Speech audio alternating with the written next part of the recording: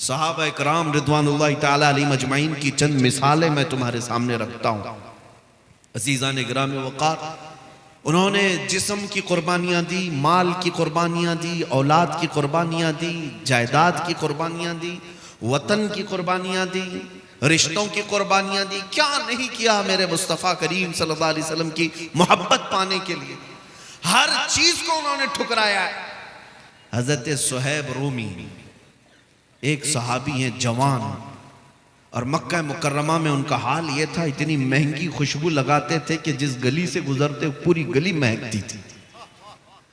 जब ईमान लाए रसूल पाक सल्लल्लाहु अलैहि वसल्लम पर, तो उनका हाल ये था कि वो उनके माँ बाप सख्त किस्म के काफिर और दुश्मनी में मुलविस, अपने बेटे को टॉर्चर करना शुरू किया कि अगर तू मोहम्मद सल्लल्लाहु ताला अलैहि वसल्लम पर जो ईमान लाया है, इससे अगर बाज नहीं आएगा तो तुमको हम अपनी जायदाद से आग कर देंगे।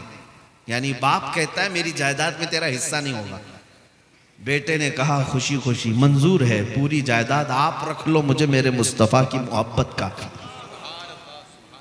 छोड़ दिया। यहां तक कि बाप ने कहा मेरे घर में भी तेरे लिए जगह नहीं, तू निकल जा। हज़रत सुहैब निकलने लगे। सुनो मेरे अजीजों, कहा कि ठीक है तुम अपने घर पे रहो, मैं मदीने चलता हूं। मक्का से मदीने हिजरत कर रहे थे तो मां पीछे से पुकार कर कहती है, बेटा तेरे जिस्म पर जो कपड़े हैं वो भी हमारी कमाई के हैं, तेरे नहीं हैं, वो भी उतार दे। कितने कठोर दिल थे वो लोग, कितने सख्त लोग थे।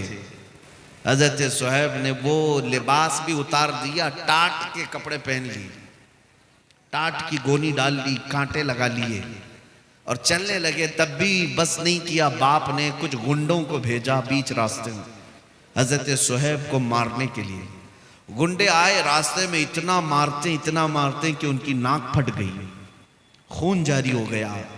मार मार करके थक गए। फिर पूछा अब क्या इरादा है?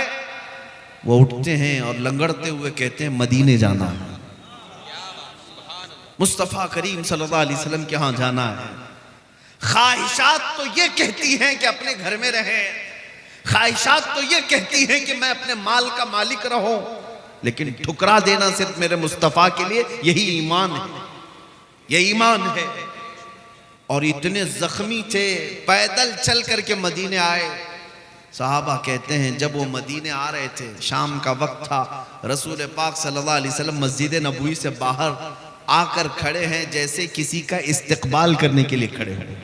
सहाबा ने पूछा या रसूल अल्लाह कोई कबीला आ रहा है, कोई वफद आ रहा है जिसका आप इंतजार कर रहे हैं? नबी पाक सल्लल्लाहु अलैहि वसल्लम ने फरमाया नहीं, मेरा एक दीवाना, मेरा एक मुहिब मेरी मोहब्बत में जख्म खाकर आ रहा है। तो सहाबा देखते हैं हज़रत सुहैब आ रहे थे, जख्मी हालत, घुटने फूटे हुए हैं, नाक फटी हुई है, पूरे जिस्म में टाट के कपड़े हैं। जब वो करीब आए, नबी पाक सल्लल्लाहु अलैहि वसल्लम ने अपनी चादर उठा करके उनके जिस्म पर डाल दी, अपने सीने से लगा लिया। इतनी ही बात थी। सुनो, हज़रत सुहैब कहते हैं ऐ लोगों, दुनिया में सबसे ज्यादा मोहब्बत करने वाली कोई जात है तो वह माँ होती है। सबसे ज्यादा मोहब्बत करने वाली माँ होती है, लेकिन मैं वो बंदा हूं जिससे मेरी माँ ने भी कपड़े उतार लिए, उसके बावजूद अगर मुझे किसी ने चादर पहनाया है तो ताजदार मदीना की जात। वाह वाह वाह वाह, नारे तकबीर, नारे तकबीर, नारे रिसालत, नारे रिसालत। मुझसे माँ से ज्यादा मोहब्बत करने वाली जात। और फिर रसूल पाक फरमाते, हजरत सुहैब कहते हैं फिर गुंडों ने कितना मारा था, मेरे बाप ने कितना माल लिया था, मेरा घर किसने हड़पा था, मुझे कुछ फिक्र नहीं। या रसूल अल्लाह, हर सितम हर मुसीबत गवारा है, बस एक बार तुम कह दो कि तू हमारा है। उनका मसलक तो यही था, हर मुसीबत हर सितम गवारा है, या रसूल अल्लाह बस एक बार कह दो कि तू हमारा है। वो सहाबा इकराम रिदवानुल्लाहि ताला अलैहिम अजमईन ने मशक्क़तें उठाई हैं, कुर्बानियाँ दी, अपनी ख्वाहिशात को तर्क किया है, आज नौजवानों से मैं पूछता हूं, सारी ख्वाहिशात का बंडल तो लेकर के अपने साथ बैठे हुए हो, और फिर अगर सिर्फ हम यहां बैठ करके नारे रिसालत करें और फिर हिफ्ज़ नामूस रिसालत की बात करें, ये कैसे हो सकता है? ये कैसे हो सकता है? ये शहादत गहे उल्फत में है कदम रखना। लोग आसान समझते हैं मुसलमान होना। यहां कुर्बानियां हैं, यहां पर जगह जगह तुम्हारी आजमाइशें, इम्तिहानात हैं।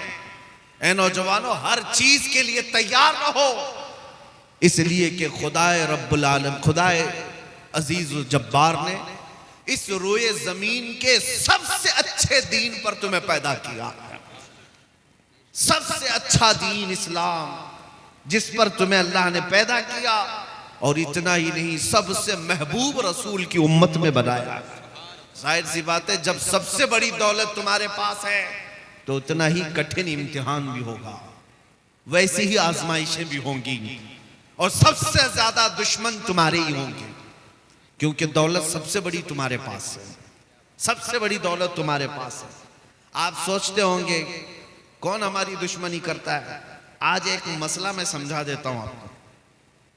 हमारे मुल्क की बात मैं खुल करके कह रहा हूं, होता है होगा इसमें न्यूज चैनल वाले भी आते होंगे, जिसको जितना मिर्च मसाला लगाना है लगाओ, मुझे उससे कुछ फर्क नहीं पड़ता। सुनो, टीवी डिबेट में आज सबसे ज्यादा मुद्दा किसको बनाया जाता है? आंख बंद करके तुम बोलोगे मुसलमान।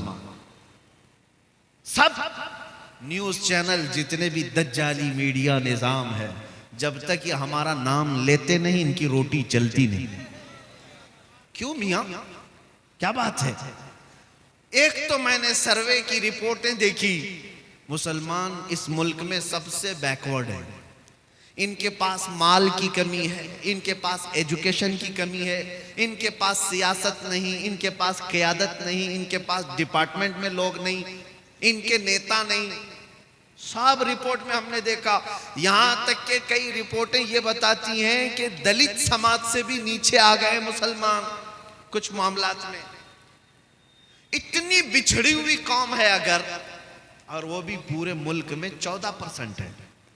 इतनी बिछड़ी हुई कौम जिनका ढंग का एक नेता ना हो, इल्ला माशाअल्लाह, और कोई ताकत नहीं, कोई कुव्वत नहीं। फिर मैं ये पूछता हूं, सबसे ज्यादा डिस्कशन इस कौम पे क्यों होता है? जो सबसे कमजोर है, अगर सबसे ज्यादा बिछड़ी हुई है, तो फिर मुद्दा हर टीवी चैनल का यही क्यों है? सुबह से शाम तक खोलो यही, बुर्का, अजान, दाढ़ी, टोपी, नमाज, मुसल्ला, मस्जिद, इसके अलावा क्या है? सब कुल मिलाकर के न्यूज का हासिल सिर्फ मुसलमान, सिर्फ मुसलमान। मैं बहुत दिनों तक ये सोचता रहा, जब इस कौम के पास कुछ है ही नहीं, तो ये न्यूज चैनल में इतनी ज्यादा क्यों हाहाकार मची हुई हमारे नाम से? फिर इकबाल की बात याद आई, कुछ बात तो है, कुछ बात तो है कि मिटती नहीं हस्ती हमारी, सदियों रहा है दुश्मन दौरे ज़मा हमारा। कोई बात तो है जिसकी वजह से बहुत ज्यादा तुम टारगेट पर हो, बहुत ज्यादा निशाने पर हो। वो क्या बात है? दुनिया को पता है, शायद तुम्हें पता ना हो। दुनिया जानती है, शायद तुम नहीं जानते। हाँ, मैं मानता हूं तुम्हारे पास सियासत की कमी है, एजुकेशन की कमी है, क़यादत मफकूद है, मालो दौलत में कम हो, असर और रुसूख में कम हो, मैं मानता हूं। लेकिन दुनिया को पता है ये सब कुछ इनके पास नहीं।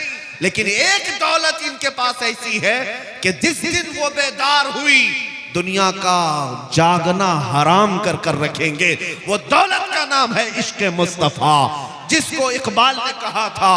यूरोप आज भी ये कहता है, ये फाका कश मौत से डरता नहीं, जरा रूहे मोहम्मदी इसके बदन से निकाल दो। दुनिया इसी बात की दुश्मन है कि सब लुट गया है, लेकिन नामे मोहम्मद पर मरने का जज्बा अभी तक लुटा नहीं है। इसीलिए तो हम पुकार करके कहते हैं, रसूल पाक सल्लल्लाहु ताला अलैहि वसल्लम के नाम पर लब पर नाते पाक का नगमा कल भी था और आज भी है। अपना सब कुछ गुंबद खजरा कल भी था और आज भी है। बतला दो गुस्ताख नबी को गैरत सुन्नी जिंदा है, उन पे मर मिटने का जज्बा कल भी था और यही वो जज्बा है, यही वो दौलत है, यही वो कीमत है जो तुम्हें आज तक स्टैंड करके रखी हुई है। अब इसी दौलत को थोड़ा सा और बढ़ाने की जरूरत है। जो चिंगारी तुम्हारे सीनों में जल रही है, ये शोला बनाने की देर है। जिस दिन ये मोहब्बत मुस्तफ़ा का चिराग शोला बनेगा, फिर तुम्हें किसी और ताकत की जरूरत नहीं। तुम्हारा चलना फिरना भी लोगों के लिए दुश्वार बन जाएगा, तुम्हारा रौब अल्लाह ताला दूसरों के ऊपर डाल देगा। इसलिए मेरे अजीजों, नबी पाक सल्लल्लाहु ताला अलैहि वसल्लम की मोहब्बत अगर सच्ची है तो अपने ख्वाहिशात को कुर्बान करो, अपने ख्वाहिशात को कुर्बान करो। तुम्हारी ख्वाहिश गुनाहों के अड्डों पर ले जाना चाहती है, लेकिन मेरे मुस्तफ़ा तुम्हें मदीने की तरफ बुला रहे हैं। और आला हजरत ने क्या फरमाया, वो तो निहायत सस्ता सौदा बेच रहे हैं जन्नत का, वो तो निहायत सस्ता सौदा बेच रहे हैं जन्नत का। हम मुफलिस क्या मोल चुकाएं, अपना हाथ ही खाली है। और आला हजरत ने ये सबको समझाया था, सूना जंगल रात अंधेरी छाई बदली काली है, सोने वालों जागते रहियो चोरों की रखवाली है। कौन से चोर हैं यहाँ पर, कौन से चोर हैं? वो आला हजरत फरमाते हैं, आंख से काजल साफ चुरा ले, यहाँ वो चोर बला के हैं। तेरी गठरी ताकी है और तूने नींद निकाली है। आंख से काजल चुराते हुए किसी को देखा है आपने? आला हजरत ने इसमें मिसाल देखे कैसे। आंख से काजल चुराने वाले चोर यहां पर हैं। आंख से काजल का मतलब क्या है? एक मोमिन का काजल और सुरमा इश्क मुस्तफा है, मोहब्बत मुस्तफा है, जो सबकी आंखों में लगा हुआ है। और ये इश्क मुस्तफा का सुरमा चुराने वाले चोर मौजूद हैं। और जब ये तुम्हारे आसपास फटक रहे हैं तो गहरी नींद में सोना मुनासिब नहीं है। तुम जागते रहो, जागते रहो। दुनिया की मोहब्बत में फरेफ्ता होने वालों सुनो, आला हजरत फरमाते हैं, शहद दिखाए जहर पिलाए, कातिल डाइन शोहर कुश, इस मुर्दार पे क्या ललचाए, दुनिया देखी भाली है।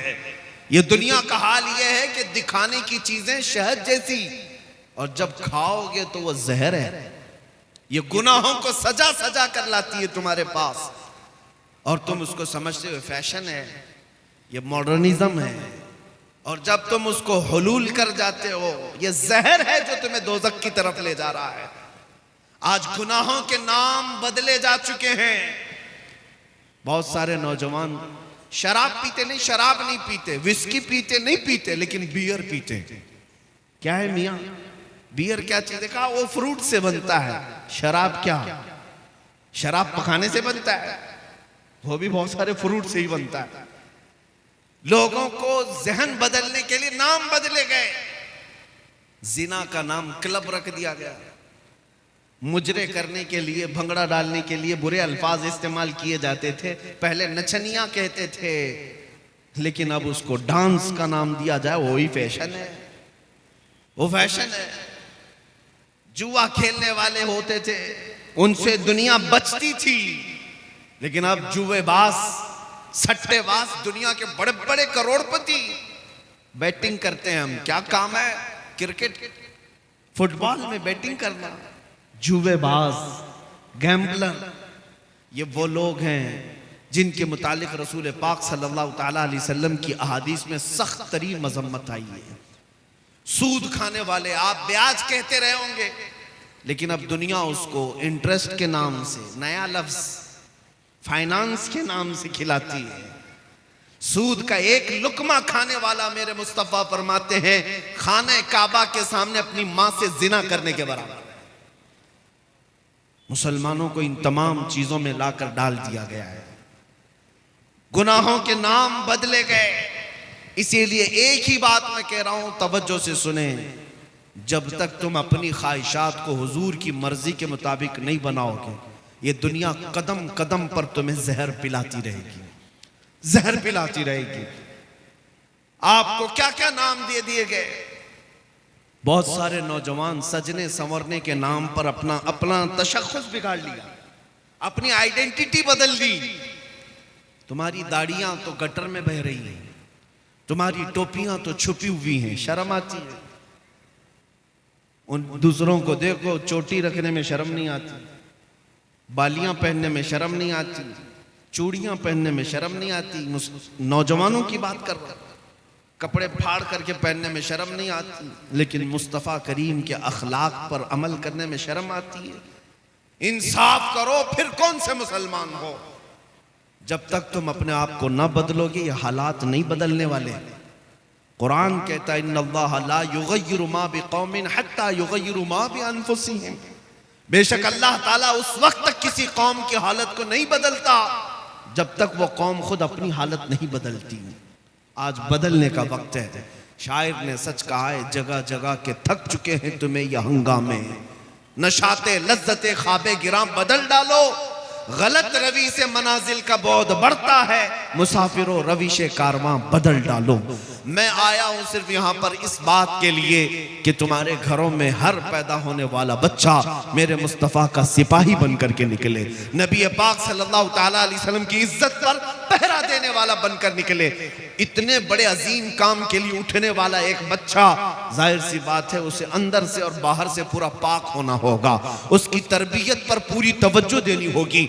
यहाँ पर जितने हाजिरीन आए सबसे मैं कहता हूँ, अगर अल्लाह ने एक बेटा दिया है तो मेरे मुस्तफ़ा के नाम पे पालो, उसकी तरबियत करो नामे मोहम्मद लेकर के, और उसे यूं सिखाओ मैं सो जाऊं या मुस्तफ़ा कहते कहते, खुले आंख मेरी सल्ले अला कहते कहते। जब वो जवान हो जाए फिर देखना दुनिया उसके सामने उंगली उठाने की भी हिम्मत नहीं रख सकती। आज तुमने अपने बच्चों को आवारा कर रखा है, इनको किसी और के गोद के हवाले कर दिया है, इनको तुम ऐरे गैरे के तरबियत में डाल रखे हो। सिर्फ इतनी बात मैं कहने आया हूं, तुम्हारा हर बच्चा मेरे मुस्तफ़ा का सिपाही होना चाहिए। नबी पाक सल्लल्लाहु ताला अलैहि वसल्लम की मोहब्बत में उसकी परवरिश होनी चाहिए। एक माँ का जज्बा देकर मैं अपनी गुफ्तगू को समेटता हूं। तवज्जो, मदीने की खातून है, मदीने की खातून है। जंगे उहद में एक नौजवान शहीद हो गया, जंग में एक नौजवान शहीद हो गया। लोगों ने आकर के उसकी माँ को बताया तुम्हारा बेटा शहीद हो गया, अकलौता बेटा था। अगर हमारी औरतों का कोई एक जवान बेटा दुनिया से चला जाए, पता नहीं वो आसमान सर पर उठा ले, मातम करने लगे, चेहरा नोचने लगे, बाल खोलने लगे। नहीं, मदीने की खातून थी, हिजाब में निकलती है, सीधे उहद के मैदान में आती है, रसूल पाक सल्लल्लाहु अलैहि वसल्लम का दीदार करती है और पूछती है या रसूल अल्लाह, क्या मुझे इजाजत है मैं अपने बेटे को देख सकूं, मेरे बेटे की लाश देखूं? नबी पाक सल्लल्लाहु अलैहि वसल्लम ने फरमाया हाँ, तेरा बेटा शहीद हो गया, अल्लाह उसको बुलंद मकाम दे, जा तू देख सकती है। सुनो ए मुसलमानों, वो खातून आई अपने बेटे को ढूंढते हुए, मैदान में पड़ी हुई एक लाश है, जवान बेटे की लाश। जब माँ देखे तो कलेजा फट जाना चाहिए, लेकिन कमाल है वो मदीने की खातून, सलाम हो उनकी अजमतों और कुर्बानियों पर, अपने बेटे की लाश के करीब आई, जिस्म से जुब्बा हटाया, जिस्म से जुब्बा हटाया और पलटा, पीठ पर हाथ फेरती रही, सीने पर हाथ फेरती रही, फिर जुब्बा सीधा किया, मुस्कुराई और सजदे में गिर गई, सजदे में गिर गई, शुक्र अदा करने लगी। सहाबा वहां खड़े थे, उन्होंने पूछा है खातून आप ये क्या कर रही हैं? सुनो मदीने की खातून क्या कहती हैं। कहती हैं बात दरअसल ये है, मेरे इस जवान बेटे की मैंने शुरू से परवरिश इसी नाम पे की थी कि कभी इसकी जवानी काम आए तो मेरे मुस्तफ़ा के काम आए, मेरे नबी पाक की इज्जत के लिए काम आए। फिर जब उहद की लड़ाई का ऐलान हुआ, मैंने अपने बेटे को सजा संवार करके अपने घर से रुखसत किया था। जब मेरा बेटा कल घर से मुझसे रुखसती ले रहा था, मैंने उसको नसीहत के तौर पर एक लफ्ज कहा था, बेटा अगर जंग में सख्तियां आ गई, अगर दुश्मनों की तरफ से बहुत ज्यादा वार होने लगे, तुझे मैं कसम देती हूँ नबी पाक को छोड़कर भागना मत मैदान से, कभी पीठ पीछा करके भागना मत, और अगर तू मैदान से भागते हुए मारा गया, भागते हुए मारा गया, माँ कहती है मैं अपना दूध माफ नहीं करूंगी, मैं अपना दूध माफ नहीं करूंगी। बच्चों की तरबियत इस नाम पर मदीने की खवातीन करती थी, मैं अपना दूध नहीं माफ करूंगी।